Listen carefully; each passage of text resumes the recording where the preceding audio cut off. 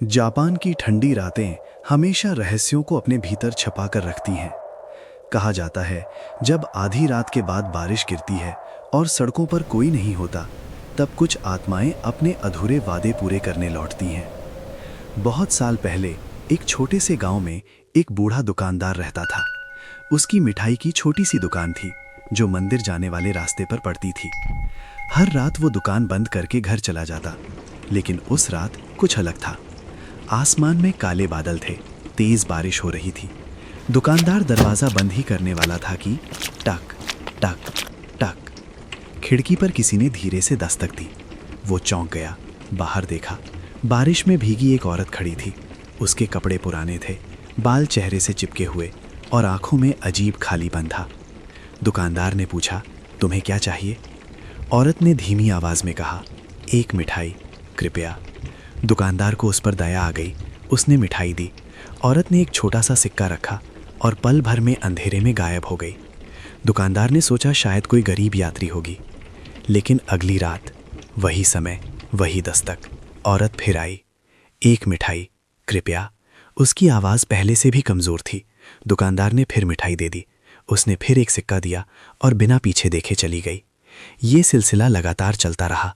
तीसरी रात, चौथी रात, पांचवी रात, हर बार वही औरत, हर बार वही शब्द और हर बार वही ठंडा एहसास, जैसे उसके जाने के बाद हवा भी जम जाती हो। छठी रात तक दुकानदार बेचैन हो चुका था। उसे लगने लगा कि कुछ गलत है, लेकिन फिर भी उसने मिठाई दे दी।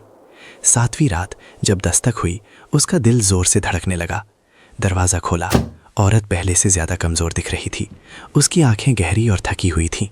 एक मिठाई, कृपया। इस बार उसके हाथ में पैसे नहीं थे। उसने मुट्ठी खोली, उसमें सूखे पत्ते थे। दुकानदार बोला, मैं पत्ते नहीं ले सकता। औरत कुछ पल चुप रही, फिर धीरे से अपना कोट उतार कर आगे बढ़ाया, तो इसे ले लो। दुकानदार घबरा गया, नहीं, इसकी ज़रूरत नहीं। लेकिन औरत ने जिद की। उसकी आंखों में ऐसी विनती थी कि दुकानदार मना ना कर सका। उसने कोट लिया और उसे आखिरी मिठाई दे दी। औरत मुड़ी और बारिश में गायब हो गई। उस रात दुकानदार सो नहीं पाया। अगली सुबह एक व्यापारी दुकान पर आया। जैसे ही उसकी नज़र कोट पर पड़ी, उसका चेहरा डर से सफ़ेद पड़ गया। ये मेरी मित्र की पत्नी का कोट है। दुकानदार हंस पड़ा, कल रात वही तो आई थी। व्यापारी कांपती आवाज़ में बोला, ये असंभव है, वो एक हफ्ते पहले मर चुकी है। दोनों तुरंत मंदिर पहुंचे।